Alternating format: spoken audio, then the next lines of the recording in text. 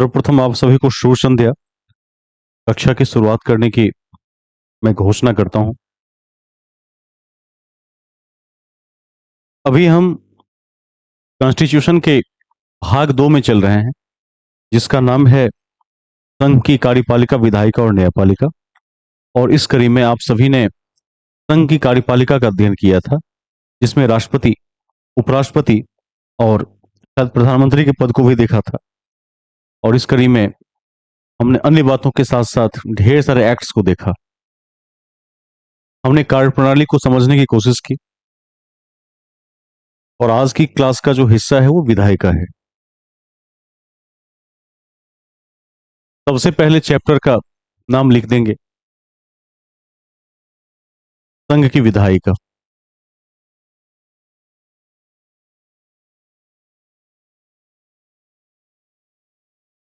आज इस टॉपिक पर हमारी चर्चा शुरू होगी। संघ की विधायिका।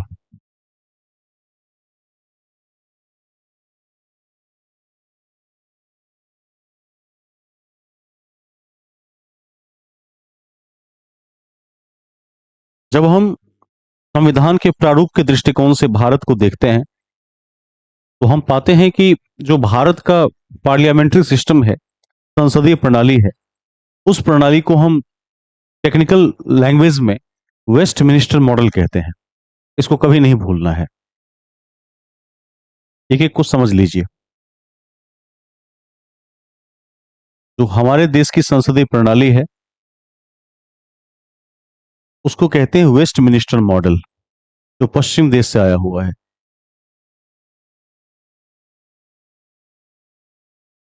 Westminster model. इसमें 2-3 स्टेज हो सकते हैं।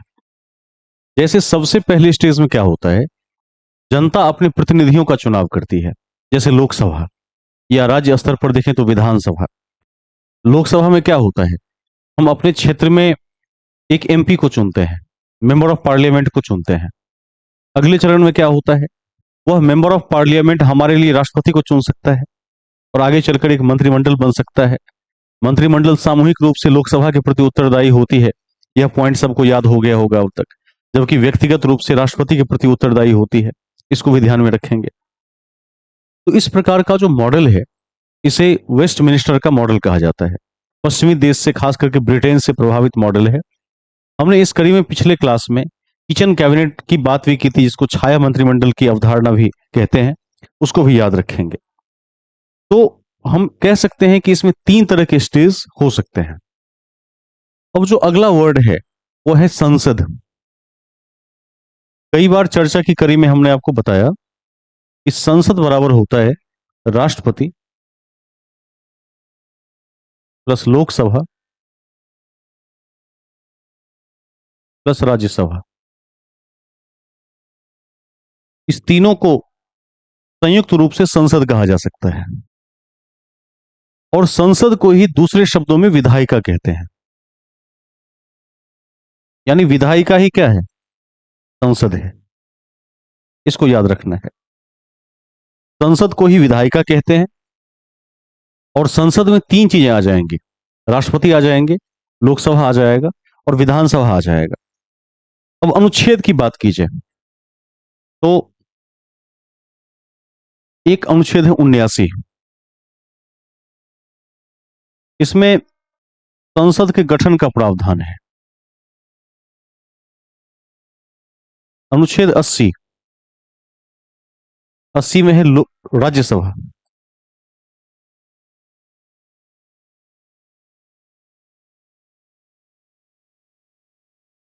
और 81 इसमें लोकसभा के गठन की चर्चा है। मोटे तौर पर पहली दृष्टि में इतनी बातों को समझ लेना चाहिए। एक बार फिर से मैं दोहरा देता हूं। भारत में जिस प्रकार का मिनिस्टर मॉडल है, उसे हम कहते हैं वेस्टमिनिस्टर मॉडल, जो ब्रिटेन के कल्चर से प्रभावित है। इसमें 3 स्टेज होते हैं। सबसे पहले स्टेज में जो जनता होती है, वह अपने जनप्रतिनिधियों को निर्वाचित करती है। अगले स्टेज में उसके जनप्रतिनिधि मिलकर प्राइम मिनिस्टर, राष्ट्रपति इत्यादि को चुनते हैं। और तीसरे स्टेज में क्या होता है, एक मंत्रिमंडल होता है जो सामूहिक रूप से लोकसभा के प्रति जवाबदेह होता है। जब हम संसद शब्द की चर्चा करते हैं तो संसद को ही विधायिका कही जाती है, और संसद में राष्ट्रपति आता है, लोकसभा आता है और राज्यसभा आता है। और ध्यान रखिएगा, इसी का दूसरा नाम विधायिका है। इतनी बातों को पहले लिख लीजिए, अपने कॉपी में नोट कर लेंगे।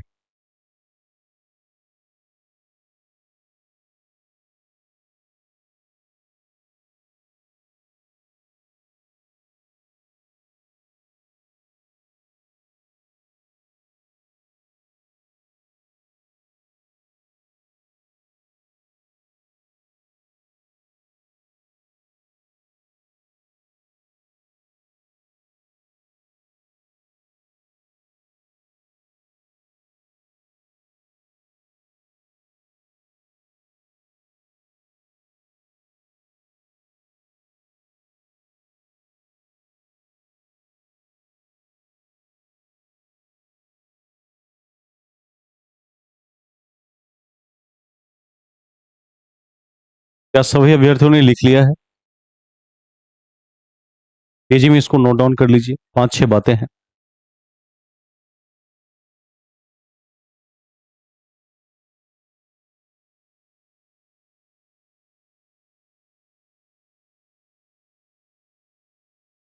फिर हम आगे चलेंगे।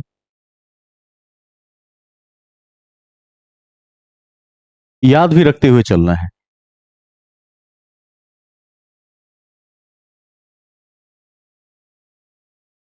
क्या चाहिए इसका स्क्रीनशॉट? ये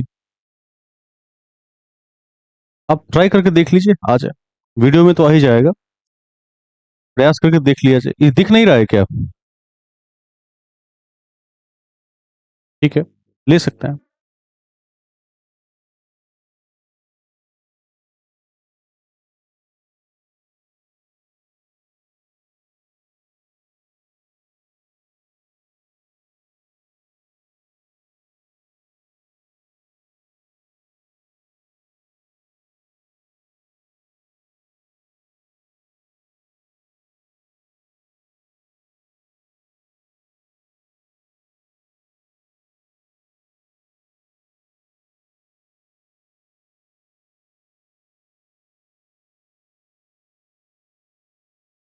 आगे चलते हैं, अगले बिंदु पर चलते हैं। राष्ट्रपति को आप सभी ने पढ़ लिया है, तो जो विधायिका के 3 हिस्से हैं उसमें एक हिस्सा आपने देख लिया है। ध्यान रखिएगा कि राष्ट्रपति अत्यंत महत्वपूर्ण है। आज हम देखेंगे लोकसभा के साथ राज्यसभा को। आप कॉपी में 2 कॉलम बनाएंगे।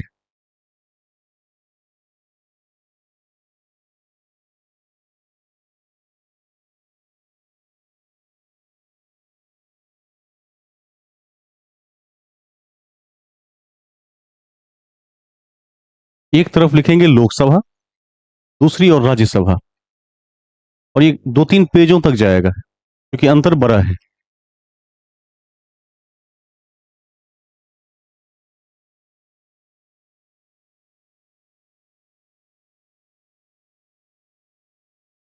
एक तरफ लोकसभा, एक तरफ राज्यसभा। ठीक है, शुरुआत करते हैं। एक एक पॉइंट को लिख लेंगे समझते हुए। लोकसभा वाली साइड में सबसे पहला पॉइंट लिखिए। लिखिए, यह निम्न सदन है। निम्न या निचला।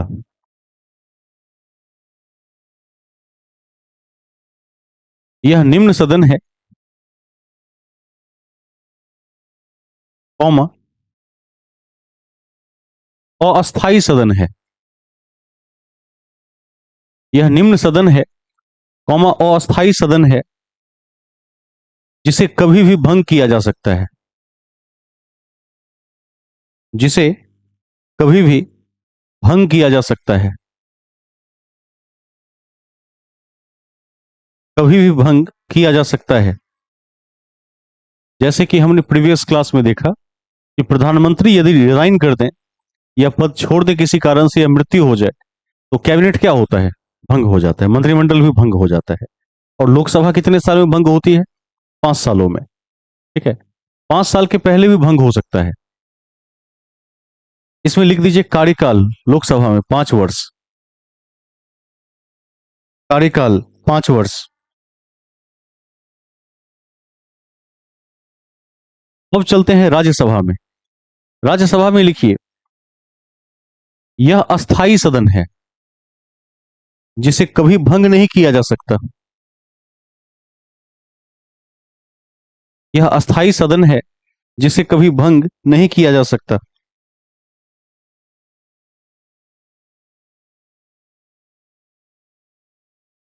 इसके सदस्यों का कार्यकाल सामान्यतः 6 वर्ष होता है।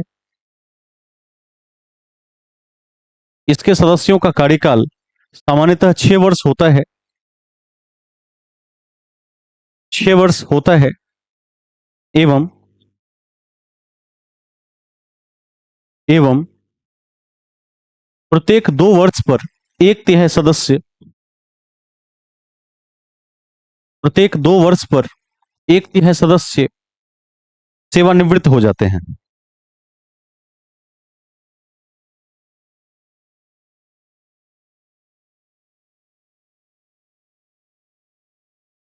ठीक है, तो ये था बेसिक परिचय। अब वापस से आते हैं लोकसभा में, और लोकसभा में एक छोटा सा हेडिंग बना दीजिए, उसी में लेफ्ट साइड कॉलम में देखिए, सदस्यों की संख्या। सदस्यों की संख्या उसमें लिखिए अधिकतम 550 सदस्य हो सकते हैं। अधिकतम 550 सदस्य हो सकते हैं। 550 सदस्य हो सकते हैं।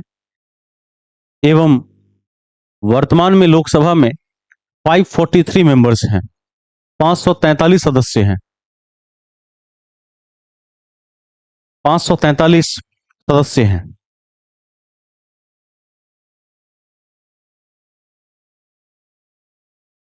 ठीक है, एक लाइन और ऐड कर दीजिए। आपको याद रखना होगा कि आर्टिकल 366 और 67 में कभी लिखवाए भी हैं संविधान के शुरू के खंडों में कि एंग्लो इंडियन की चर्चा है, कि एंग्लो इंडियन कौन हो सकता है, याद है किसी को कि नहीं? कौन हो सकता है?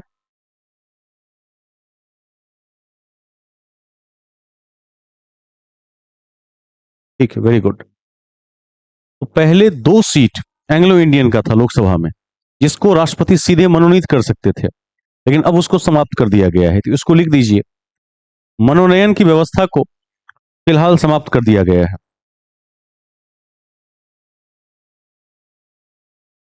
मनोनयन की व्यवस्था को फिलहाल समाप्त कर दिया गया है। समाप्त कर दिया गया है। मनोनयन की व्यवस्था को फिलहाल समाप्त कर दिया गया है। अब आइए राज्यसभा में। अब जिस तरह से लोकसभा में मैक्सिमम 550 मेंबर हो सकते हैं, उस तरह से राज्यसभा में मैक्सिमम 250 मेंबर हो सकते हैं। तो लिख दीजिए पहला पॉइंट इसमें, सदस्यों की अधिकतम संख्या 250 हो सकती है। सदस्यों की अधिकतम संख्या 250 हो सकती है। 250 हो सकती है। वर्तमान में 243 243 सदस्य हैं।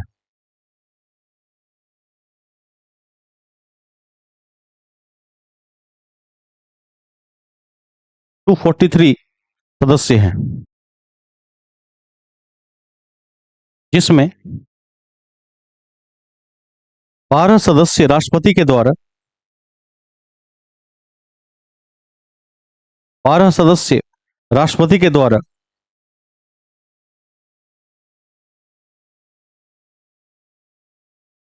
12 सदस्य राष्ट्रपति के द्वारा साहित्य, कला, विज्ञान और समाज सेवा और सहकारिता, साहित्य, कला, विज्ञान, समाज सेवा और सहकारिता के क्षेत्र से मनोनीत किए जा सकते हैं। मनोनीत किए जा सकते हैं।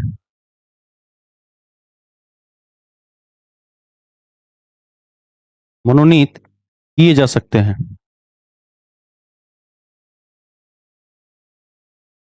ठीक है, आगे चलते हैं नेक्स्ट पॉइंट की तरफ। अब चलते हैं अगले बिंदु पर कि मतदान की क्या स्थिति है। तो लोकसभा में हम सभी मतदान करते हैं।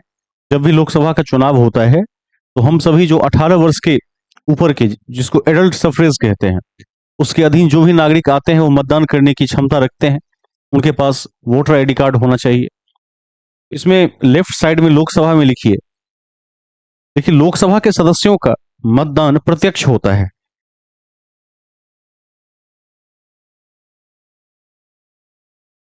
लोकसभा के सदस्यों का मतदान प्रत्यक्ष होता है। जो 18 प्लस की आयु वाले मतदाता करते हैं।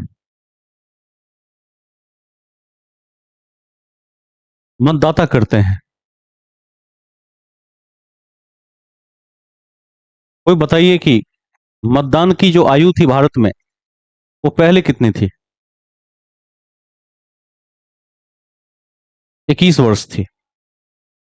किसके समय में घट के 18 साल हुआ और किस संशोधन के माध्यम से हुआ?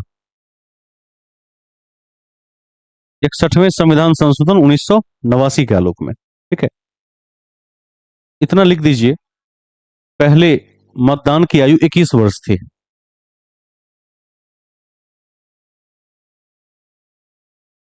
पहले मतदान की आयु 21 वर्ष थी। न्यूनतम आयु 21 वर्ष थी।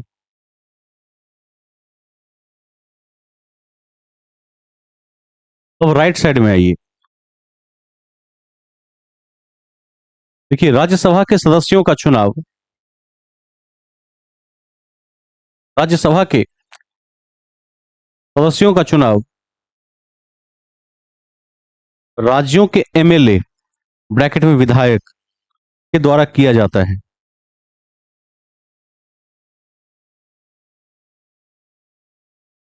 राज्यों के एमएलए के द्वारा किया जाता है। अब यहां एक तथ्य ध्यान में रखेंगे, कोई भी पार्टी यदि किसी को प्राइम मिनिस्टर या मुख्यमंत्री पद का उम्मीदवार बनाना चाहती है तो जरूरी नहीं है कि वो पीएम या सीएम का जो उम्मीदवार होगा वो इलेक्शन में खड़ा ही होगा। उसको राज्यसभा का मेंबरशिप दिलाकर पीएम बना सकती है और राज्य स्तर पर क्या कर सकती है, विधान परिषद का मेंबर बनाकर सीएम बना सकती है, जिस राज्य में विधान परिषद है। और यह एक तरह से पार्टी के हाथ में होता है, क्योंकि विधायक क्या होते हैं, पार्टी के अधीन होते हैं। पार्टी का मुखिया जो कहेगा वही करेगा। इसमें आपने लिख दिया कि एमएलए के द्वारा किया जाता है। अब लेफ्ट साइड में आ जाइए, लेकिन लोकसभा को प्रथम सदन कहा जाता है या जनता का सदन भी कहा जाता है। लोकसभा को प्रथम सदन या जनता का सदन भी कहा जाता है। प्रथम सदन या जनता का सदन भी कहा जाता है। कहा जाता है। ठीक है, राज्यसभा को द्वितीय सदन कहा जाता है। राइट साइड, राज्यसभा को द्वितीय सदन कहा जाता है।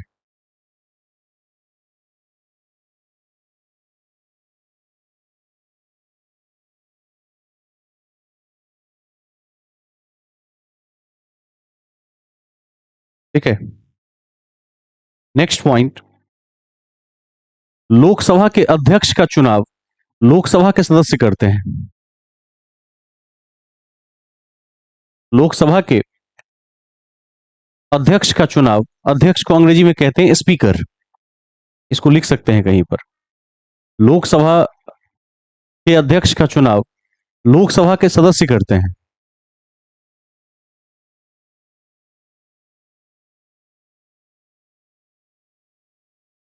ठीक है, और राज्यसभा का कौन करता है? राज्यसभा का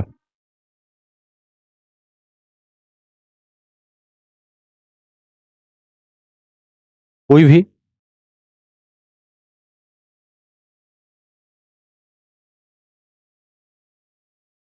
उपराष्ट्रपति का चुनाव कौन करता है? राष्ट्रपति करता है। उपराष्ट्रपति का चुनाव राष्ट्रपति करेगा।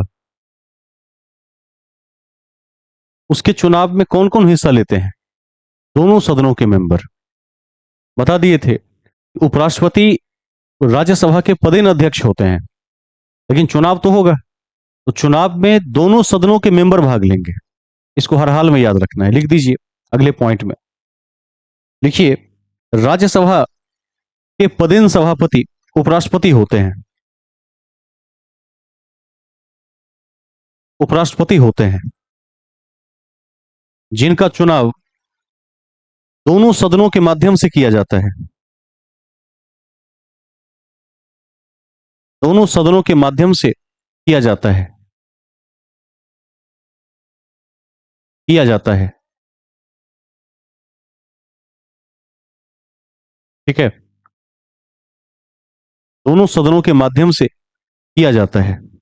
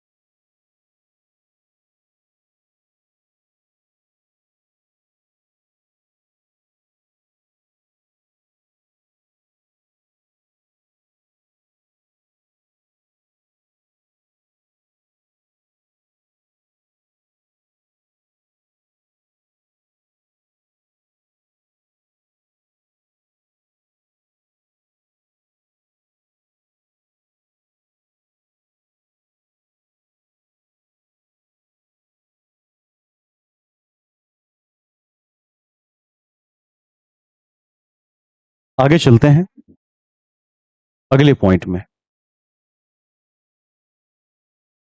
इसमें लिखिए, लोकसभा के साइड में नोट में, नोट में लिखिए, लिखिए इसमें, लोकसभा के पहले अध्यक्ष गणेश वासुदेव मावलंकर थे। जीवी मावलंकर लोकसभा के पहले अध्यक्ष गणेश वासुदेव मावलंकर थे।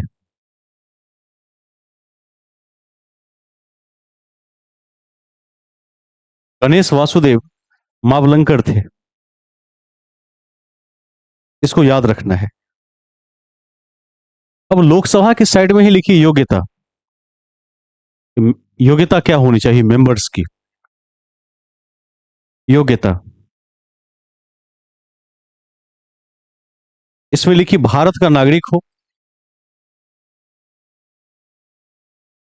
भारत का नागरिक हो। भारत का नागरिक हो। न्यूनतम आयु 25 वर्ष होना चाहिए। न्यूनतम आयु 25 वर्ष होना चाहिए। किसी लाभ के पद पर ना हो। किसी लाभ के पद पर ना हो।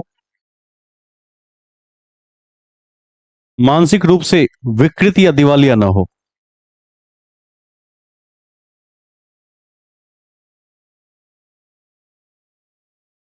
ठीक है, दिवालिया ना हो। राइट साइड में आ जाइए। इसमें लिखिए योग्यता। लिखिए न्यूनतम आयु 30 वर्ष। बाकी सेम, बाकी सब बराबर। लोकसभा के लिए 25 चाहिए, राज्यसभा के लिए 30 चाहिए। बाकी जो कॉमन योग्यताएं हैं कि भारत का नागरिक हो, लाभ के पद पर ना हो, दिवालिया ना हो, अपराधी ना हो, ये सब कॉमन रहेगा।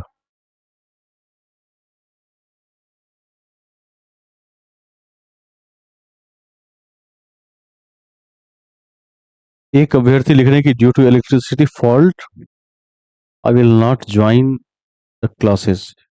इलेक्ट्रिसिटी फॉल्ट से क्लास का क्या संबंध हो सकता है? ज्वाइन करने के लिए हो सकता है कुछ?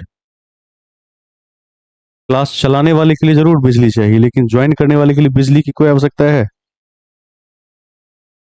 नहीं है ना। बिजली तो कुछ सालों पहले आई है। पहले लोग अंधकार में ही पढ़ा करते थे।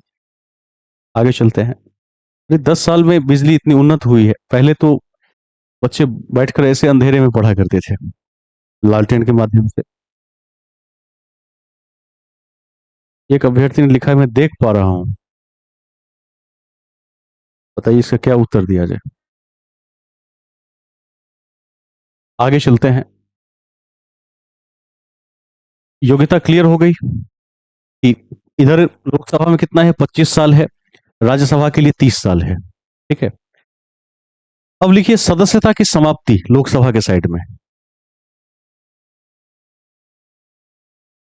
सदस्यता की समाप्ति।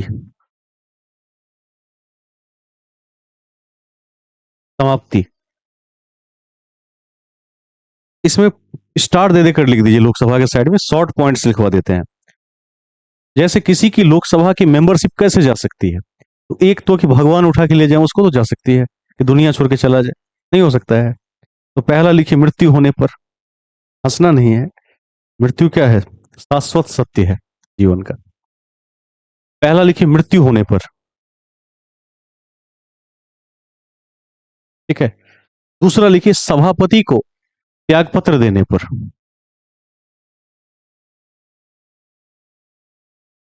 सभापति को त्यागपत्र देने पर। कोई देता है कि नहीं? आपने कभी सुना है कि किसी लोकसभा के सदस्य ने, लोकसभा के सदस्य मतलब जिसको आप सांसद कहते हैं शुद्ध भाषा में, हिंदी में, कभी देखा है कि सांसदों ने रिजाइन दिया हो कभी? आप लोगों ने देखा है? नहीं देखा होगा। सांसद तभी रिजाइन दे सकता है जब कोई रास्ता नहीं बचता हो, और वो बिल्कुल ही पार्टी की विचारधारा से या देश की विचारधारा से असंतुष्ट हो फिलहाल। ये rare of the rarest case में ऐसा देखा जाता है। अथवा वो इस कदर बीमार हो, इस लेवल पर बीमार हो कि उसके ठीक होने की अब कोई संभावना ना हो। ऐसी स्थितियों में ही रिजाइन सांसद दे सकता है। अभी आप देखेंगे कि सांसदों के लिए सरकार ने दिल्ली में जिस लेवल की सुविधा बनाई है, उस स्तर की सुविधा एक आम नागरिक को होने के लिए सोचना पड़ेगा। 10 BHK का फ्लैट मिला है अभी, और वो भी किस साइड मिला है? चाणक्यपुरी वाले इलाके में मिला है, जहां एक कमरे का जो रेंट हो सकता है वो महीने का हो सकता है 25,000 के आसपास।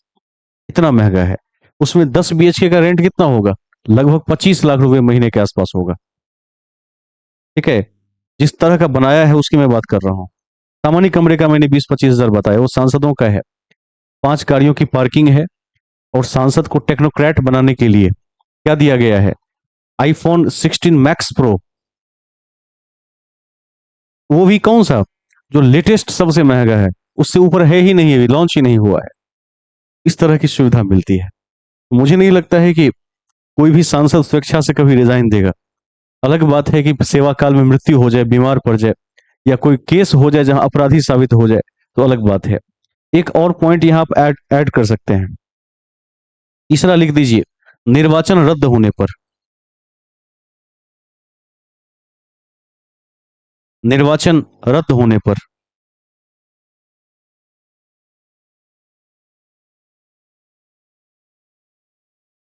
रद्द होने पर। और वहीं एक शॉर्ट नोट लिख दीजिए। लिखिए यदि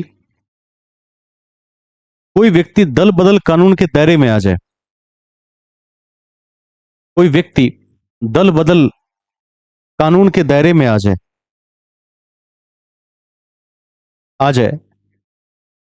तो उसकी सदस्यता रद्द हो सकती है। तो उसकी सदस्यता रद्द हो सकती है। रद्द हो सकती है। ठीक है।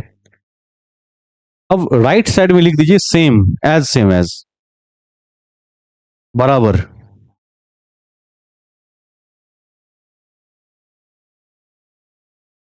ठीक है। हूबहू ऐसा ही।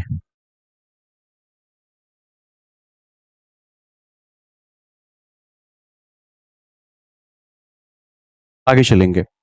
लोकसभा में आ जाइए, लेकिन अन्य शर्त,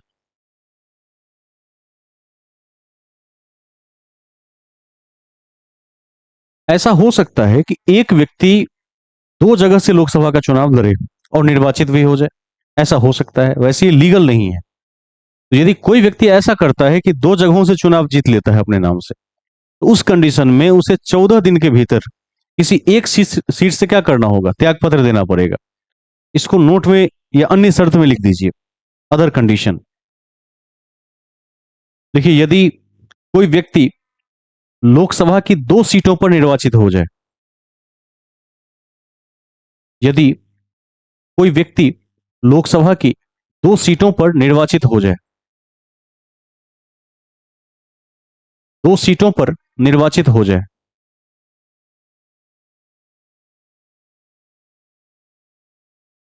देखिए हाँ, होता है। उसमें एक से रिजाइन करना पड़ता है। अब ऐसा व्यक्ति क्यों करता है, इसका भी जवाब देता हूं। ऐसा इसलिए करता है कि एक व्यक्ति इस लालसा में कि दो जगह से लड़ने पर क्या होगा, 50-50 की संभावना दोनों तरफ होगी, तो वो इसलिए ऐसा करता है कि एक जगह हार भी गए तो एक जगह जीत जाएंगे। लेकिन ऐसा भी हो सकता है कि वो दोनों जगह जीत जाए, तो इस कंडीशन में 14 डेज के भीतर एक सीट से रिजाइन करना पड़ता है, वहां री इलेक्शन होता है फिर से। तो इसमें आपने लिख दिया इस चीज को, इस तथ्य को। अब अगला पॉइंट लिखिए, 14 दिन के भीतर त्यागपत्र देना पड़ेगा, ठीक है। उसी में एक और पॉइंट ऐड कर दीजिए, राज्यसभा,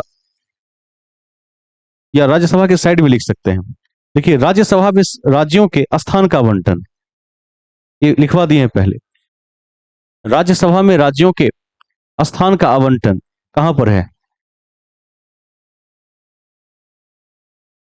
कहां पर है? अनुसूची 4 में है।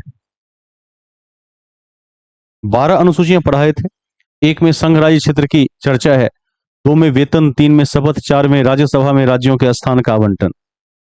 तो लिख दीजिए, राज्यसभा में राज्यों के स्थान का आवंटन अनुसूची 4 में है, ठीक है। ठीक है, सबसे टॉप पर लिखिए, सबसे ऊपर, अगला पॉइंट, सबसे टॉप पर लिखिए, संविधान समीक्षा आयोग के अध्यक्ष, संविधान समीक्षा आयोग के अध्यक्ष, संविधान समीक्षा आयोग के अध्यक्ष M.N. वेंकट चलैया हैं, ब्रैकेट में 2020 से M.N. वेंकट चलैया हैं। नाम से ही स्पष्ट है कि संविधान में यदि किसी प्रकार की कोई फॉल्ट दिखती है या पार्लियामेंट को ऐसा संशोधन कर देता है, तो ये आयोग उस पर समीक्षा करेगी। M.N. वेंकट चलैया हैं। एक और पॉइंट लिखिए,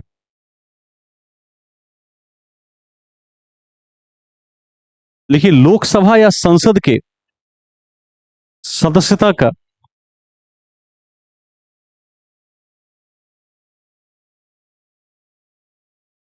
लोकसभा या संसद के सदस्य का कर दीजिए, सदस्य का निर्वाचन, निर्वाचन रद्द करने का अधिकार हाई कोर्ट के पास है। उच्च न्यायालय, जिस राज्य का होगा उस राज्य का हाई कोर्ट करेगा, हाई कोर्ट के पास है,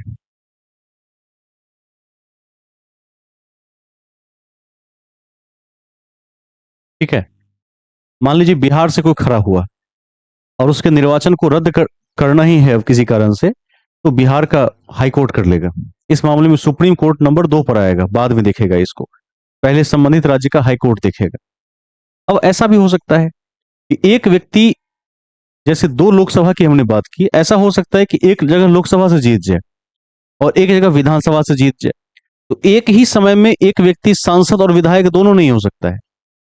यदि ऐसा हुआ तो 14 दिन के अंदर में उसको किसी एक जगह से रिजाइन देना पड़ेगा, अथवा यदि नहीं देता है तो उसकी लोकसभा की सदस्यता चली जाएगी, वो सांसद नहीं रहेगा, केवल विधायक बच जाएगा।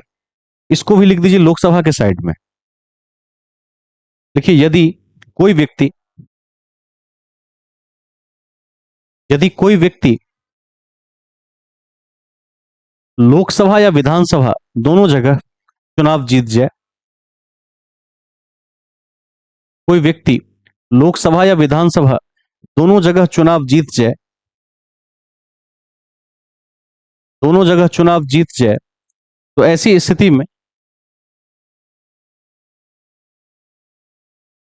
स्थिति में 14 दिनों के भीतर किसी एक को चुनना होगा।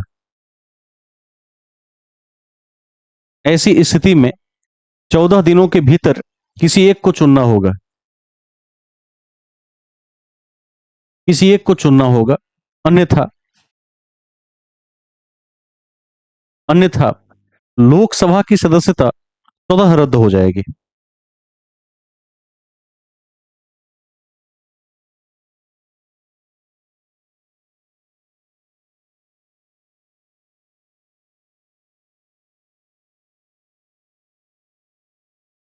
ठीक है। एक और कंडीशन हो सकता है कि जो दो सदन है, लोकसभा और राज्यसभा, यदि कोई दोनों के लिए निर्वाचित हो जाए तो इसके लिए क्या करना है? तो 10 डेज का समय मिलता है। यहां भी एक को छोड़ना पड़ता है। लिख दीजिए अगले पॉइंट में, लोकसभा में यदि कोई व्यक्ति संसद के यदि कोई व्यक्ति संसद के दोनों सदनों के लिए निर्वाचित हो जाता है, संसद के दोनों सदनों के लिए निर्वाचित हो जाता है, तो 10 दिनों के भीतर 10 दिनों के भीतर 10 दिनों के भीतर किसी एक सदन की सदस्यता छोड़नी होगी।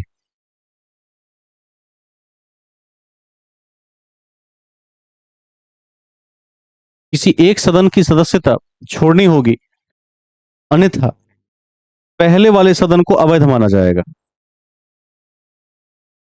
पहले वाले सदन की सदस्यता को अवैध माना जाएगा।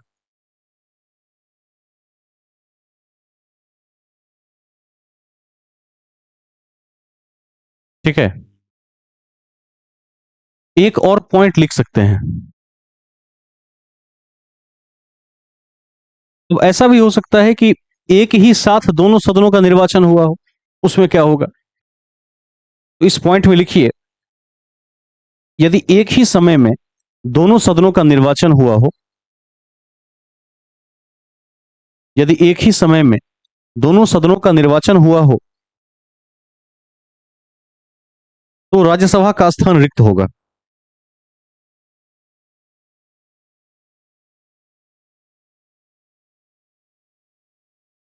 ठीक है, इसको ध्यान में रखना है।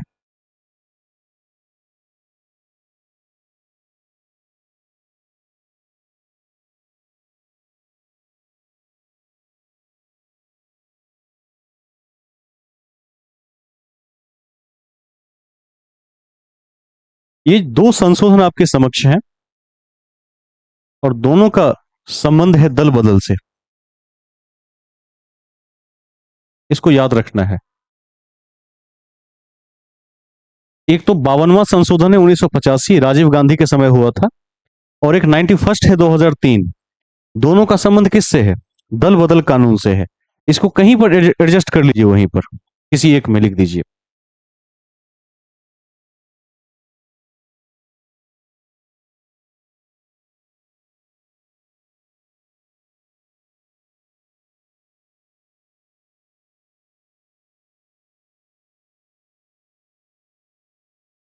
52 और 91 को ध्यान में रखना है।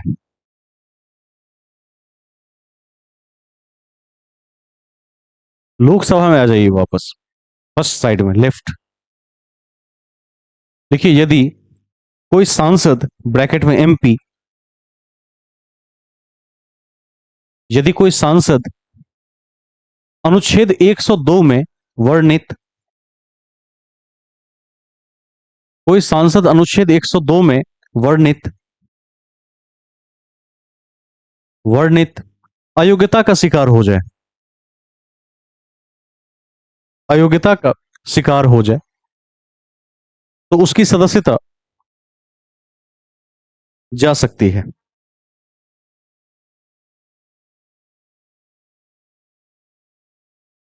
ठीक है। उसी में वो सब है, जैसे मानसिक रूप से विकृत ना हो, दिवालिया ना हो, लाभ के पद पर ना हो। कई प्रकार की अयोग्यताएं हैं। एक और भी अयोग्यता है उसमें, किसी अपराध में यदि फिलहाल 2 साल की सजा हो गई तो उसकी सदस्यता चली जाएगी। ठीक है। इसको भी नोट में लिख दीजिए, लोकसभा में और राज्यसभा में भी कॉमन है दोनों में। अगले नोट में लिखिए, न्यायालय के द्वारा यदि न्यायालय के द्वारा यदि किसी आपराधिक मामले में 2 वर्ष की सजा सुना दी जाए,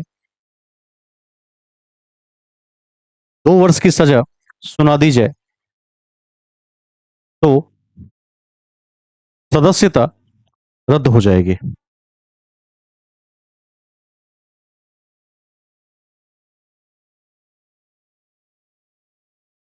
ठीक है। लगभग लगभग चीजें लोकसभा और राज्यसभा में कॉमन है, और यही चीज राज्यसभा में भी है। वहां लिख देंगे सेम, एज सेम एज।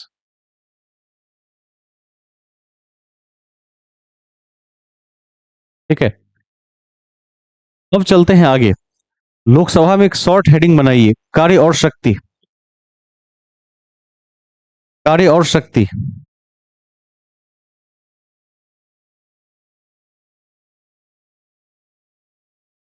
इसमें 3 चरण है।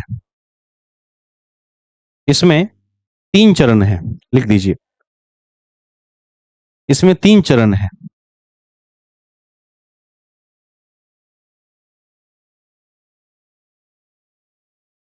पहला, तो चूंकि लोकसभा क्या है, संसद का हिस्सा है, तो लिखिए संसद संविधान में संशोधन कर सकती है। आर्टिकल 368। संसद संविधान में संशोधन कर सकती है। संशोधन कर सकती है। दूसरा पॉइंट, आपातकाल का अनुमोदन कर सकती है।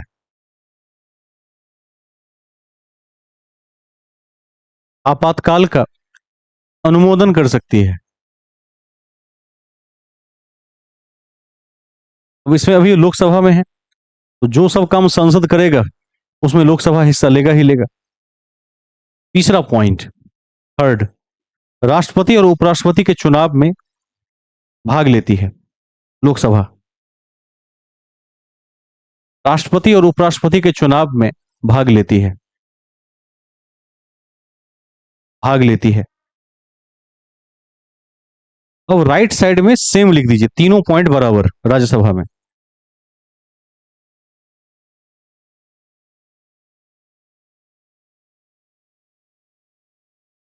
अब आइए लोकसभा में,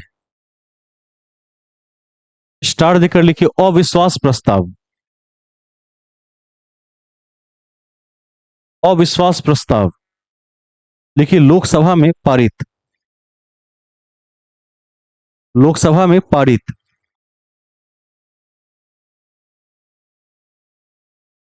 और दूसरा लिखिए विश्वास प्रस्ताव, लोकसभा में लाया जाता है। लोकसभा में लाया जाता है। लाया जाता है। क्लियर है? लाया जाता है। राज्यसभा में यहां कुछ मत लिखिए, खाली छोड़ दीजिए। अब बात करते हैं धन विधेयक की। धन विधेयक की चर्चा किस अनुच्छेद में है? 110 में है।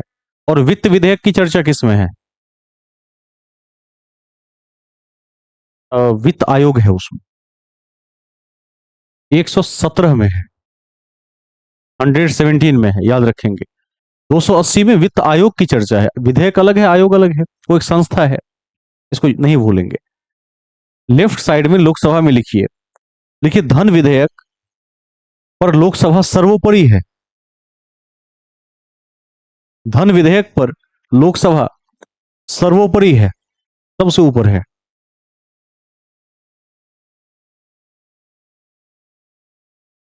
वैसे भी ध्यान रखिएगा, धन विधेयक को केवल लोकसभा में लाया जा सकता है, इसलिए लोकसभा क्या है, सबसे ऊपर है। दूसरा पॉइंट वहीं लिखिए, देखिए कटौती प्रस्ताव भी केवल लोकसभा में प्रस्तुत हो सकता है। कटौती प्रस्ताव भी केवल लोकसभा में प्रस्तुत हो सकता है, हो सकता है। ठीक है, अब चलते हैं राइट साइड में। अब जैसे कि आपने देखा कि धन विधेयक केवल लोकसभा में पेश किया जा सकता है, राज्यसभा के पास केवल इतनी शक्ति है कि वह इसे अधिकतम 14 दिवस तक रोक कर रख सकता है। तो राज्यसभा में लिख दीजिए, धन विधेयक को अधिकतम 14 दिन तक रोक कर रख सकता है।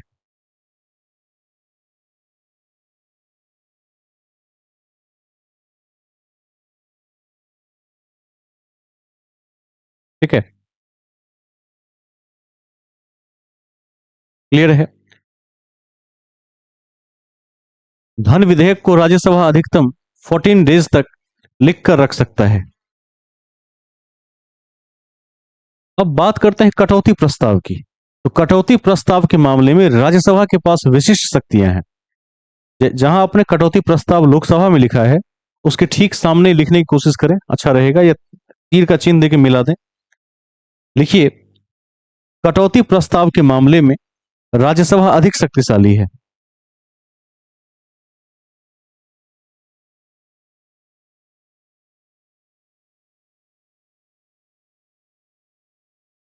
ठीक है, अधिक शक्तिशाली है। आर्टिकल 249 की हमने चर्चा पहले ही कर ली है कि जब राज्य सूची का कोई तत्व राष्ट्रीय महत्व का हो जाए तो राज्यसभा वहां कानून बना सकती है संसद के माध्यम से, वहां उसके पास स्पेशल पावर है। तो राज्यसभा वाली साइड में लिखिए अनुच्छेद 249 तीर का चिन्ह। अनुच्छेद 249 और तीर का चिन्ह लिखिए, यदि राज्यसभा राज्यसभा 2/3 बहुमत से प्रस्ताव पारित कर दे, राज्यसभा 2/3 बहुमत से प्रस्ताव पारित कर दे तो संसद राज्य सूची के विषय पर कानून बना सकती है। संसद राज्य सूची के विषय पर कानून बना सकती है, कानून बना सकती है। अनुच्छेद 312 राज्यसभा में लिखिए।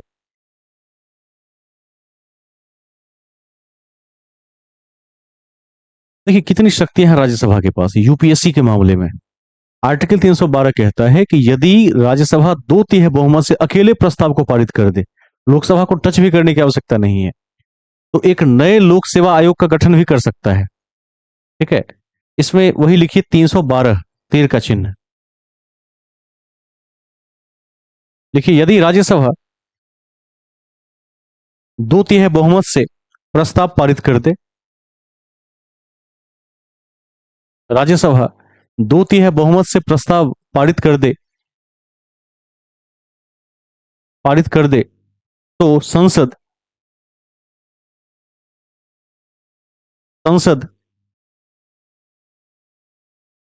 एक नए अखिल भारतीय सेवा का गठन कर सकती है। संसद एक नए अखिल भारतीय सेवा का गठन कर सकती है, कर सकती है। अब तक 3 अखिल भारतीय सेवाओं का गठन हुआ है। अब तक 3 अखिल भारतीय सेवाओं का गठन हुआ है।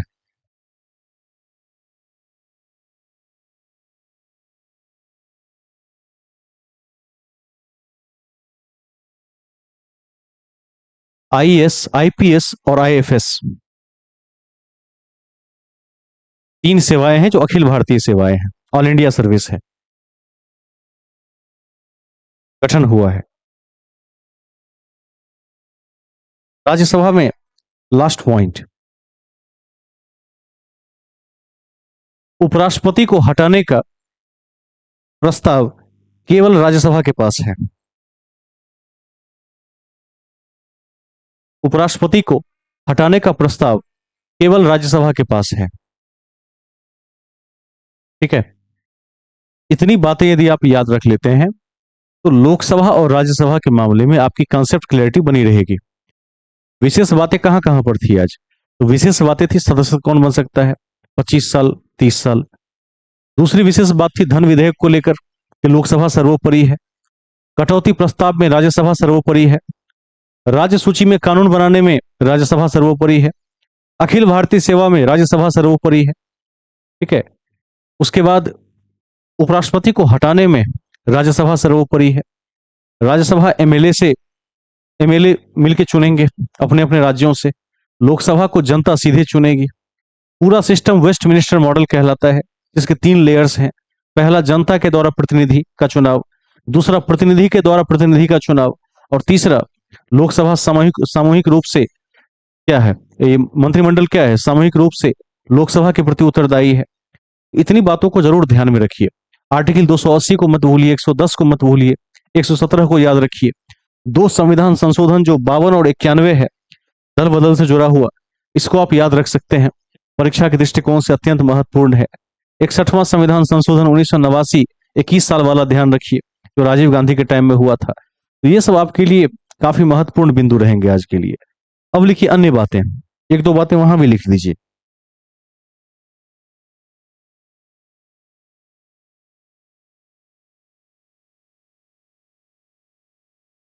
तो एक साल में जैसे 12 महीने होते हैं, मैं आपको ऐसे समझा देता हूं, जनवरी से लेकर दिसंबर तक ऐसे मान लीजिए।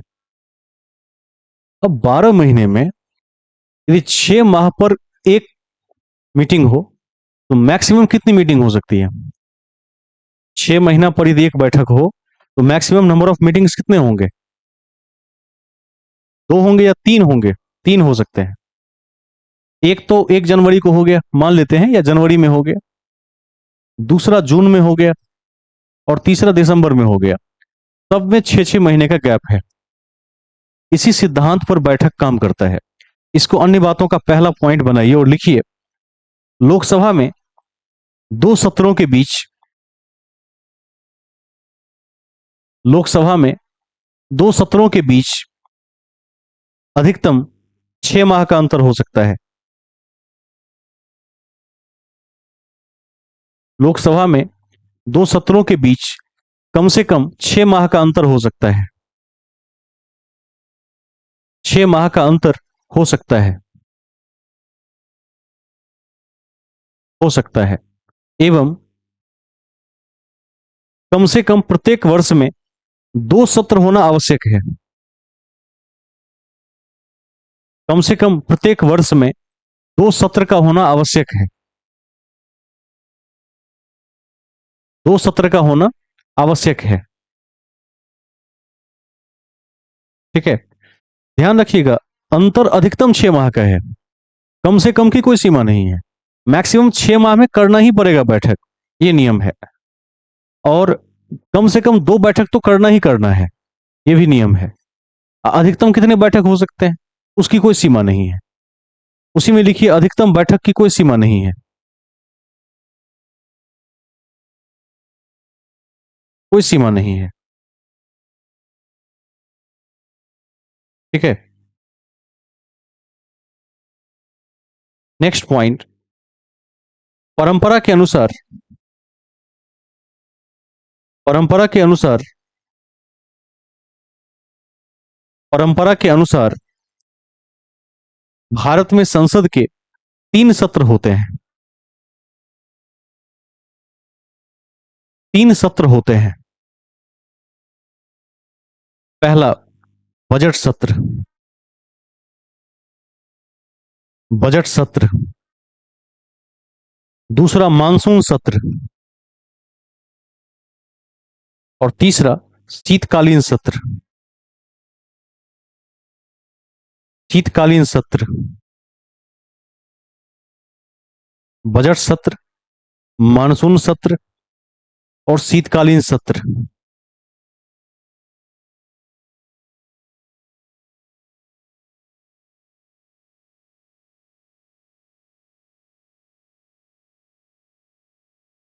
कोई बताइए कि कोई भी विधेयक धन विधेयक है या नहीं, यह तय करने का अधिकार किसके पास है?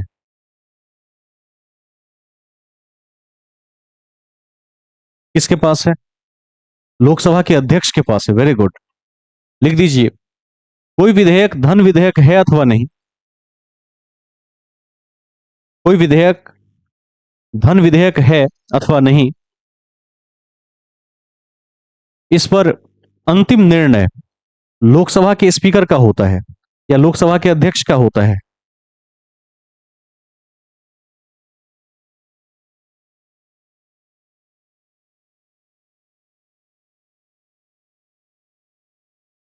ठीक है,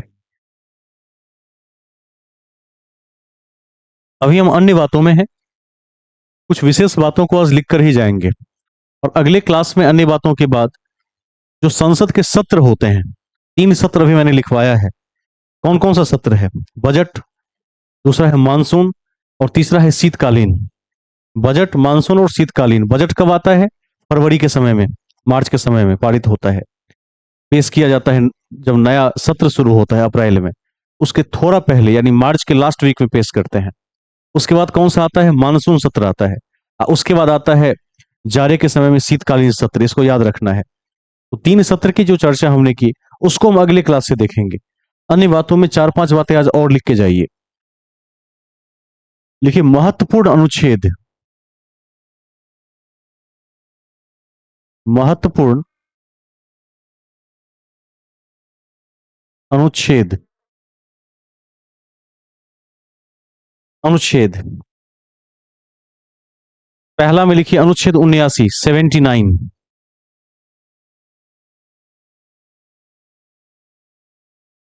इसमें क्या है? संसद का गठन। ठीक है, वेरी गुड। आज हमने शुरू भी इसी से किया था। देखिए, संसद का गठन।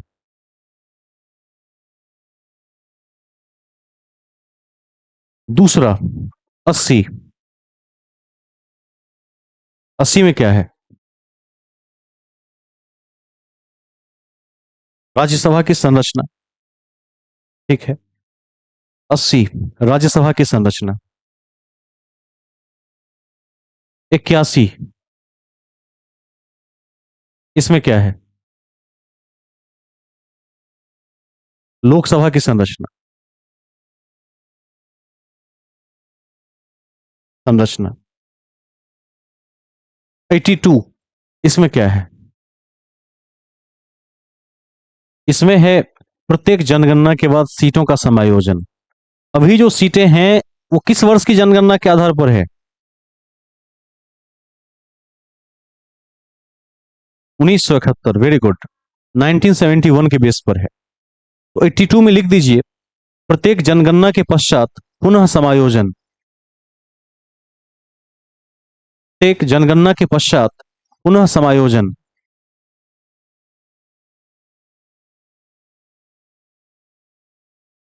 83, 83 संसद के सदनों की अवधि, संसद के सदनों की अवधि।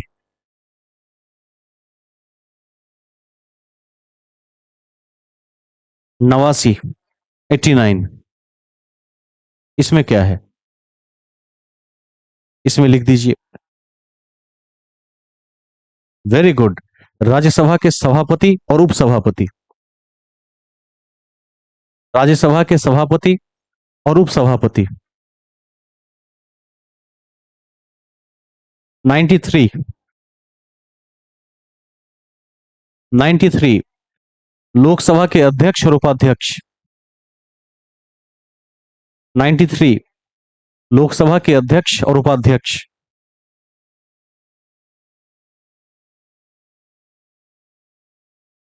98,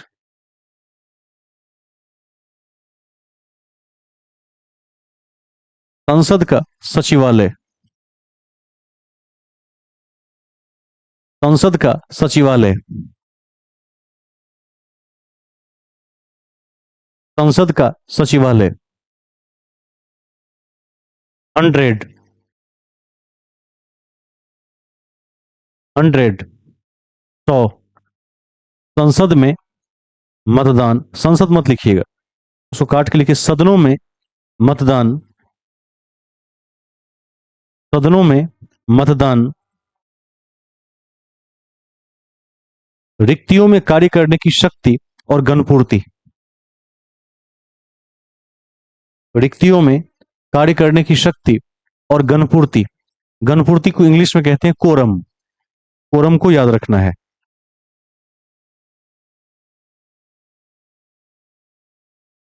108 लिखिए, अगला डबल टिक लगाइए 108 में। 108, 108 में क्या है, कौन बता सकते हैं? Very good. देखिए, कुछ दशाओं में दोनों सदनों की संयुक्त बैठक, कुछ दशाओं में दोनों सदनों की संयुक्त बैठक, संयुक्त बैठक। 110, धन विधेयक की परिभाषा, धन विधेयक की परिभाषा, परिभाषा। 112, वार्षिक वित्तीय विवरण, वार्षिक वित्तीय विवरण।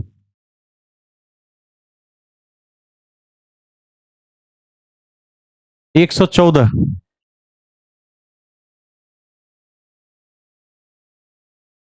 विनियोग विधेयक,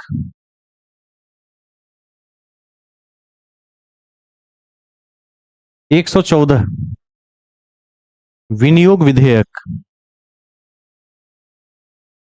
विनियोग विधेयक। 117, 117, वित्त विधेयकों के बारे में विशेष उपबंध, वित्त विधेयकों के बारे में विशेष उपबंध। 120, संसद में प्रयोग की जाने वाली भाषा, संसद में प्रयोग की जाने वाली भाषा। एक बात ध्यान रखेंगे, वैसे हिंदी और इंग्लिश का प्रचलन है, लेकिन यदि कोई अपने लोकल लैंग्वेज में बोलना चाहता है, रीजनल लैंग्वेज में बोलना चाहता है, तो एमपी बोल सकता है, बशर्ते कि वो भाषा सामने वाले को समझ में आनी चाहिए, तो बोल सकता है। ठीक है, तो किस भाषा का प्रयोग करेंगे इसकी चर्चा है। अभी लिखने की स्थिति में है कि थक गए हैं आप लोग, है ना? कुछ तथ्य और लिख लीजिए, आज यदि लिख लेंगे तो एक क्लास में यह समाप्त हो जाएगा, कल इसको ओवर कर देंगे, फिर न्यायपालिका शुरू करेंगे इसके बाद। एक बार केंद्र समाप्त हो गया तो राज्य बहुत तेजी में समाप्त हो जाएगा, क्योंकि राज्य में अधिकांश बातों में यही लिखवा देता हूं मैं, सब कुछ केंद्र की भांति है, जहां जहां पर बराबर है वहां पर। अब लिखिए अगले पॉइंट में, संसद बराबर लोकसभा प्लस राज्यसभा प्लस राष्ट्रपति, इसको लिख के रखिए, राष्ट्रपति।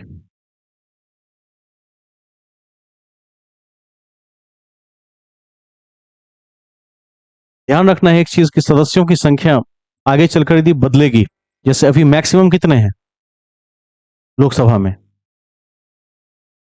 मैक्सिमम, अधिकतम कितने हो सकते हैं कितने? 543।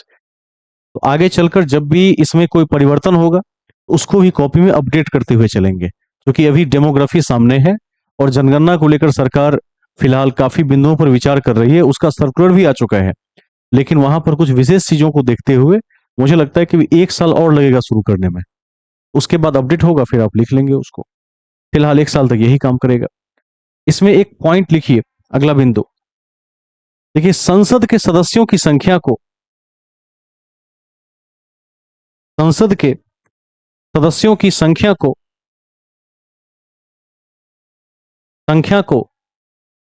84वां संविधान संशोधन 2001 के द्वारा 84वां संविधान संशोधन 2001 के द्वारा 2026 तक सीमित कर दिया गया है।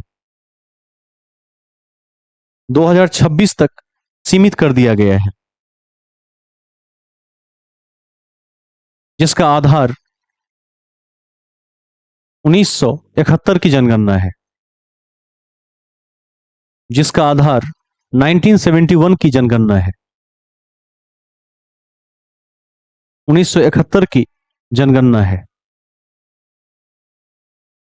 ठीक है, इसको याद रखेंगे। अगला पॉइंट लिखिए, देखिए 52वां संविधान संशोधन 52nd 52वां संविधान संशोधन 1985 के माध्यम से 1985 के माध्यम से 10वीं अनुसूची जोड़ी गई, 10वीं अनुसूची जोड़ी गई, जिसका संबंध दल बदल से है, ब्रैकेट में राजीव गांधी के समय।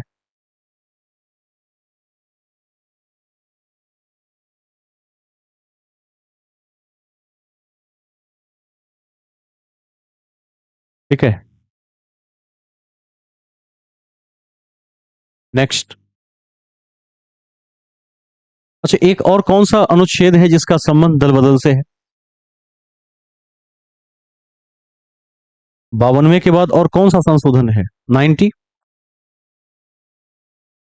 91st कब आया था? अभी अभी लिखाए हैं, 2003 में आया था।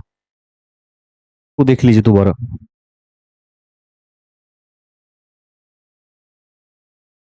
ये दोनों आपके परीक्षा के दृष्टिकोण से बेहद महत्वपूर्ण है, इसको याद कर लेंगे।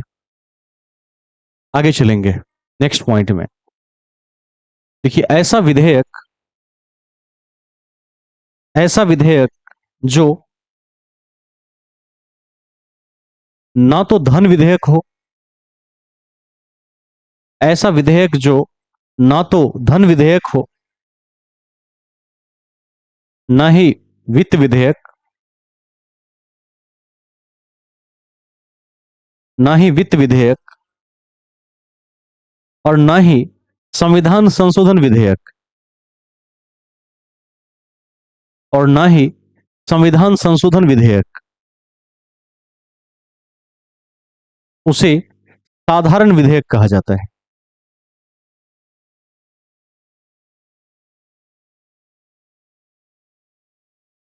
उसे साधारण विधेयक कहा जाता है।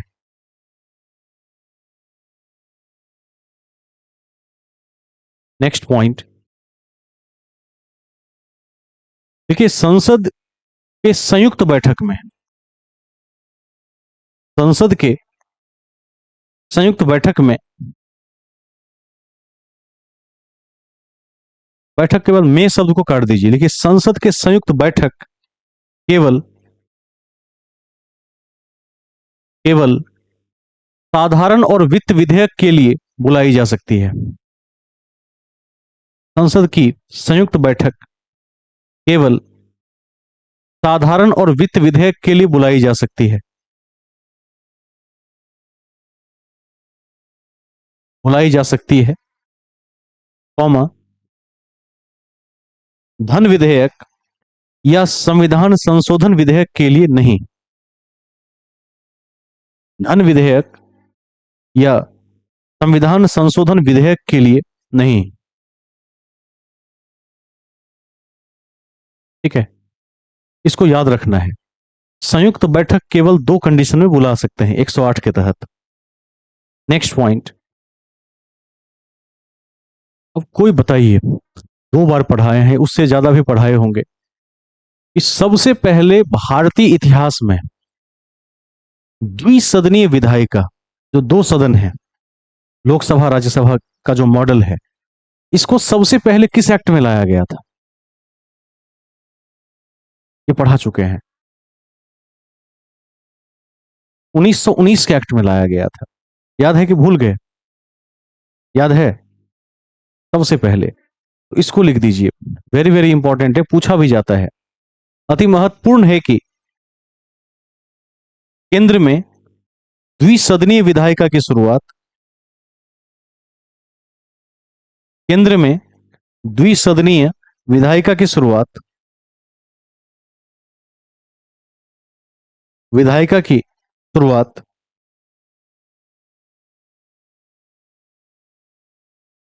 शुरुआत 1919 के एक्ट के माध्यम से। कुछ लोग हैं मैसेज कर देते हैं कि वे व्यस्त हैं और आधे घंटे से फोन आ रहा है। ठीक है, भारत वैसे ही महान नहीं है, यहां भांति भांति के लोग रहते हैं। आश्चर्य की बात है, मैं देख रहा हूं तब से 2 बार मैसेज कर दिया है, के बाद भी अंग्रेजी समझते ही नहीं है। दिक्कत क्या है कि फोन में तत्काल जो मैसेज भेजने की सेवा वो हिंदी में नहीं है, भेज नहीं सकते हैं। आगे चलिए, क्या लिख रहे थे अभी, देखिए एक बार। हाँ, एक्ट 1919 के माध्यम से शुरू की गई थी, इसको याद रखना है, वेरी वेरी इंपॉर्टेंट है। और एक दूसरा क्वेश्चन आप सभी से पूछ लेता हूं, सबसे पहले सांप्रदायिक निर्वाचन प्रणाली की शुरुआत कब हुई थी? इसको भी याद इसको भी याद रखना है। 9 में सचिव कौन थे और वायसराय कौन थे?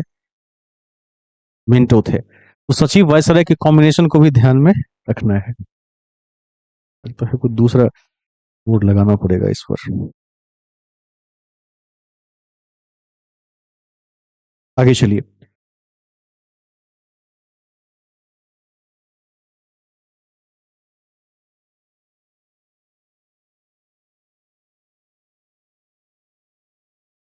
नेक्स्ट पॉइंट में चलते हैं।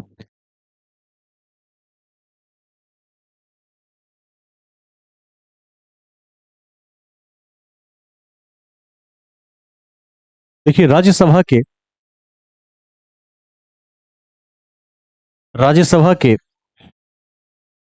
सभापति सभापति तत्कालीन उपराष्ट्रपति होते हैं, जो अभी खाली है फिलहाल। आ जाएंगे तो लिख दीजिएगा यहां पर।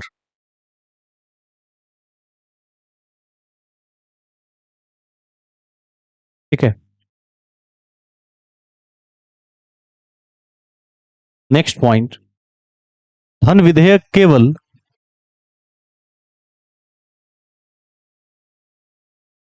धन विधेयक केवल राष्ट्रपति के पूर्व सहमति से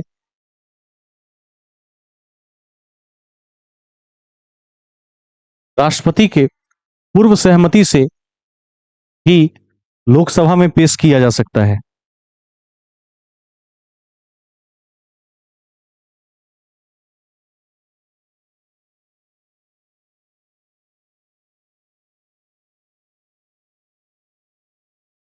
नेक्स्ट पॉइंट, ये तो याद है ना कि धन विधेयक को राज्यसभा केवल कितने दिन,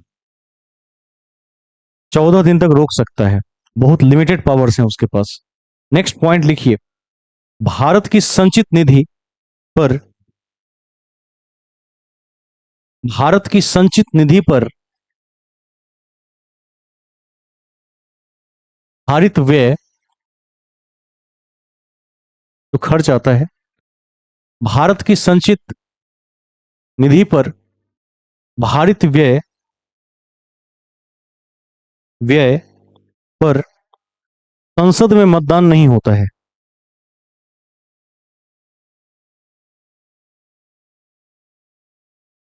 संसद में मतदान नहीं होता है।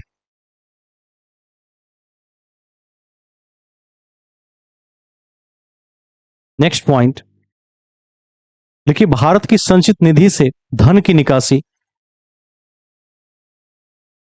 भारत की संचित निधि से धन की निकासी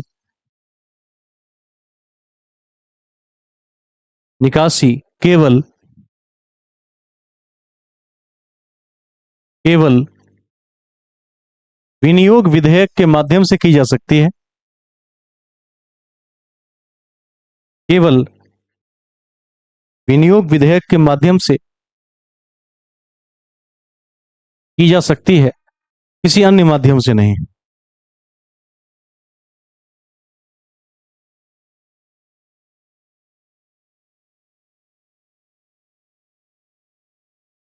किसी अन्य माध्यम से नहीं। इसको ध्यान में रखना है। नेक्स्ट पॉइंट देखिए, तारांकित प्रश्नों का उत्तर मौखिक दिया जाता है। तारांकित प्रश्न यानी स्टार्ट क्वेश्चंस, तारांकित प्रश्नों का उत्तर मौखिक दिया जाता है। मौखिक दिया जाता है। उसके बाद उसके बाद सदस्यों के द्वारा पूरक प्रश्न पूछा जा सकता है। पूरक प्रश्न पूछा जा सकता है।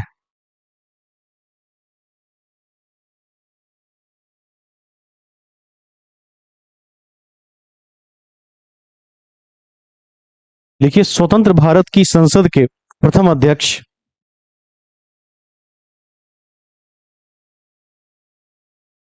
स्वतंत्र भारत के संसद या ब्रैकेट में लोकसभा देंगे के प्रथम अध्यक्ष जीवी मावलंकर थे।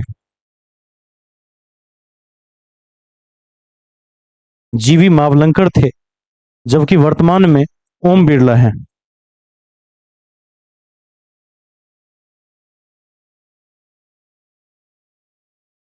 जबकि वर्तमान में ओम बिरला हैं।